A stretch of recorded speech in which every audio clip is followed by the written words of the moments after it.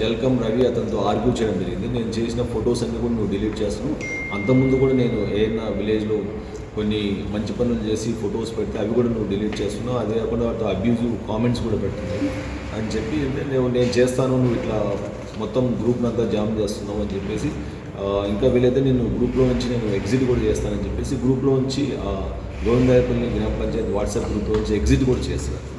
చేసిన తర్వాత ఈ జల్కం రవి దానికి కొద్దిగా ఆగ్రహం అయిపోయి అతనితో ఆర్గ్యుమెంట్ పెట్టుకొని ఫోన్లో ఆ రోజు 5వ తేదీన నైట్ నీ కథ చెప్తాను, నువ్వు ఎక్కడున్నావు అంటే ఇతను మనకు చూస్తే గాయత్రి నగర్లో మనకు అంటే ఈ మీర్పేట ఏరియా గాయత్రి నగర్లో ఉన్నానని చెప్తాడు.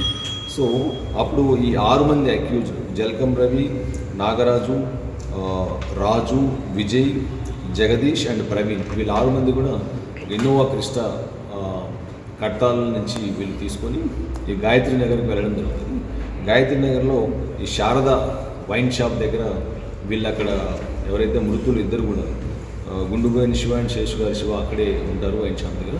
సో వీళ్ళిద్దరిని కూడా వాళ్ళు బలవంతంగా కారులో ఎక్కించుకొని వాళ్ళని కట్టాల్లోని ఫార్చ్యూన్ బటర్ఫ్లై సిటీలో ఉండే ఒక విల్లా ఏదైతే దీంతో A1 అక్కడ దాన్ని రెంట్కి తీసుకోవడం జరిగింది ఒక 1 year బ్యాక్.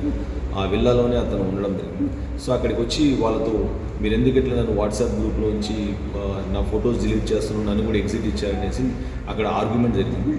ఆర్గ్యుమెంట్ జరిగినప్పుడు ఇతను నేను చేస్తాను, నువ్వు ఇట్లా జామ్ చేస్తున్నావు పైగా అని చెప్పేసి ఉంది. తర్వాత వీడు మాట వినట్లేదని చెప్పేసి ఈ డిసీజ్డ్ 2 శేషు గారి శివను ఒక బెడ్రూమ్లోకి తీసుకెళ్ళడం జరిగింది.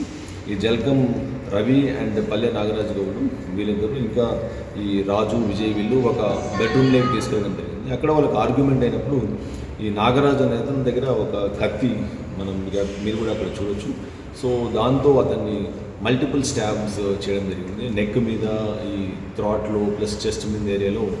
ఇమీడియట్గా అక్కడికక్కడే ఈ శేషు గారు శివ అనే అతను పడిపోయి చనిపోవడం జరిగింది.